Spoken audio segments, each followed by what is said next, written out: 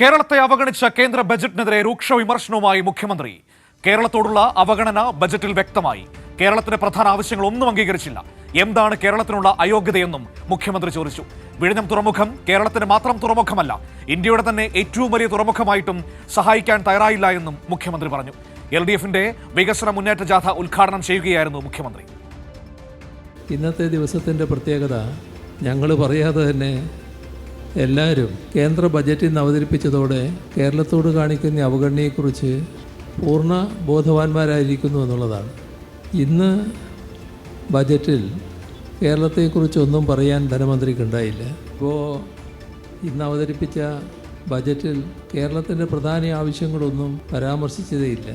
കടലാമയെ സംരക്ഷിക്കാനുള്ള ഒരു ഭാഗം നല്ല നിലക്ക് പറഞ്ഞിട്ടുണ്ട്.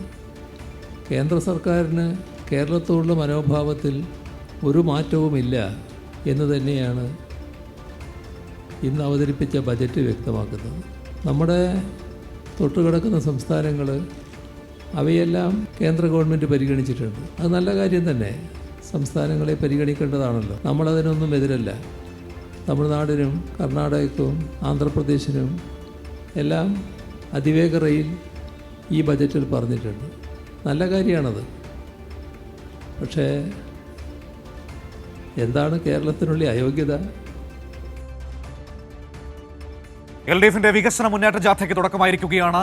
കൃത്യമായി കേരളത്തോട് കാണിച്ച അവഗണന, ബജറ്റിലെ കേന്ദ്ര അവഗണന തുറന്നു കാണിച്ചുകൊണ്ടാണ് മുഖ്യമന്ത്രി ഇന്ന് ഉദ്ഘാടന പ്രസംഗം നടത്തിയത്. PV കുട്ടൻ കൂടി എന്നോടൊപ്പം ചേരുകയാണ് കുമ്പളയിൽ നിന്ന് വാർത്തയുടെ സമഗ്ര വിവരങ്ങൾ പങ്കുവയ്ക്കാനായി.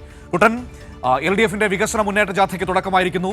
കൃത്യമായി കേന്ദ്ര അവഗണന തുറന്നു കാട്ടിക്കൊണ്ട്, അത് ഇതേ ദിവസം തന്നെ ബജറ്റ് അവതരിപ്പിക്കുമ്പോൾ വലിയ അവഗണന കേരളം നേരിടുകയാണ്. അത് തുറന്നു കാണിച്ചുകൊണ്ടാണ് മുഖ്യമന്ത്രി ഇന്ന് ഉദ്ഘാടന പ്രസംഗം നടത്തിയത്. ഒപ്പം തന്നെ കേരളത്തിന്റെ വികസന നേട്ടങ്ങൾ, 10 വർഷം മുൻപ് കേരളം എങ്ങനെയായിരുന്നു, അതിൽ നിന്ന് എങ്ങനെയാണ് ഇന്നത്തെ കേരളത്തിലേക്ക് നമ്മൾ മാറിയത് എന്നതടക്കമുള്ള എല്ലാ കാര്യങ്ങളും ചൂണ്ടിക്കാണിച്ചുകൊണ്ടായിരുന്നു മുഖ്യമന്ത്രിയുടെ ഉദ്ഘാടന പ്രസംഗം. മനു, LDFന്റെ വടക്കൻ മേഖലാ ജാഥ, CPM സംസ്ഥാന സെക്രട്ടറി MV ഗോവിന്ദ മാസ്റ്റർ നയിക്കുന്ന വടക്കൻ മേഖലാ ജാഥയ്ക്ക് ആവേശോജ്വലമായ ഉദ്ഘാടന ചടങ്ങാണ് ഇവിടെ നടന്നത്. ആവേശോജ്വലമായ തുടക്കമാണ് കുമ്പളയിൽ ഉണ്ടായിരിക്കുന്നത്. മുഖ്യമന്ത്രി പിണറായി വിജയനാണ് ജാഥ ഉദ്ഘാടനം ചെയ്തത്. ആയിരങ്ങൾ ജാഥയിൽ പങ്കെടുക്കുന്നതിന് വേണ്ടി, ഉദ്ഘാടന ചടങ്ങിൽ പങ്കെടുക്കുന്നതിന് വേണ്ടി ഇവിടേക്ക് എത്തിച്ചേർന്നിരുന്നു. ഘടകകക്ഷി നേതാക്കൾ, ജാഥാംഗങ്ങൾ ഉൾപ്പെടെയുള്ള LDFന്റെ പ്രധാനപ്പെട്ട നേതാക്കളൊക്കെ ഉദ്ഘാടന ചടങ്ങിൽ അണിനിരന്നു.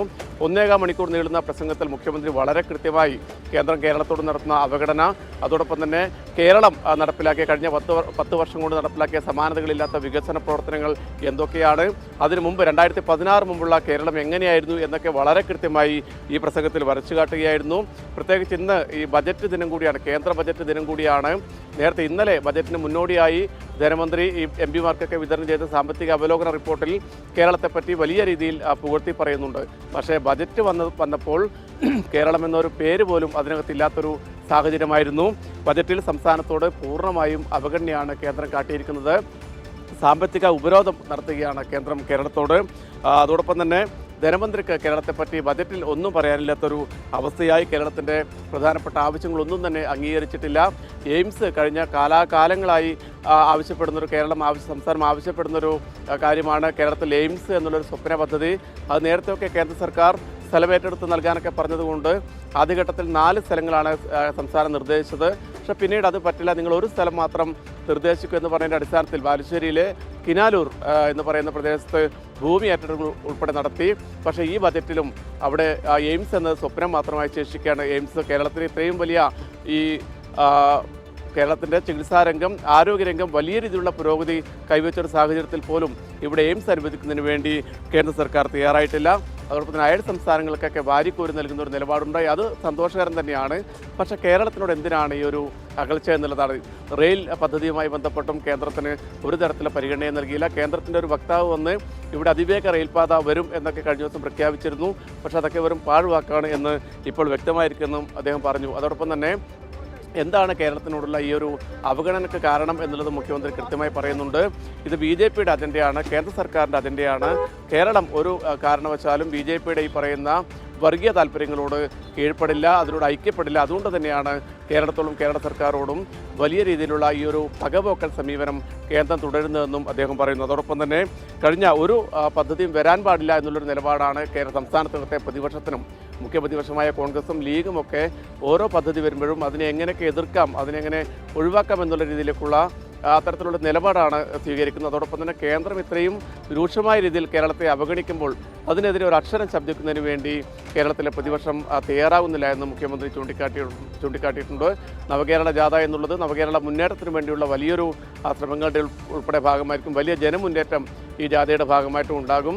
അതോടൊപ്പം തന്നെ അദ്ദേഹം പറഞ്ഞ മറ്റൊരു പ്രധാനപ്പെട്ട കാര്യം, ഞാൻ നേരത്തെ പറഞ്ഞതുപോലെ തന്നെ കഴിഞ്ഞ 10 വർഷക്കാലം സമാനതകളില്ലാത്ത വികസന പ്രവർത്തനം, ഓരോ മേഖലയുടെയും വികസനങ്ങൾ എണ്ണിക്കാട്ടിയാണ് അദ്ദേഹം ഈ കാര്യങ്ങളൊക്കെ വിശദീകരിച്ചത്. അതോടൊപ്പം തന്നെ വർഗീയ കക്ഷികളോട് ഒരു തരത്തിലുള്ള വിട്ടുവീഴ്ചയ്ക്കും കേരളം തയ്യാറല്ല, കേരള സർക്കാർ തയ്യാറല്ല. ചില നേതാക്കൾ, ചില പ്രതിപക്ഷ നേതാക്കൾ ഇപ്പോൾ ഈ മതമൊക്കെ പറഞ്ഞുകൊണ്ടാണ് സംസാരിക്കുന്നത്. പക്ഷെ ഒരു കാര്യം, ഇവിടെ ഒരു തരത്തിലുള്ള വർഗീയ കക്ഷികളെയും വളർത്താൻ സംസ്ഥാന സർക്കാർ സമ്മതിക്കില്ല. തല പൊക്കുമ്പോൾ തന്നെ അത് ഇല്ലാതാക്കുമെന്നും അദ്ദേഹം പറഞ്ഞു. മനു. ശരി, പി വി കുട്ടൻ കുമ്പളയിൽ നിന്ന് വിവരങ്ങൾ നൽകിയത്.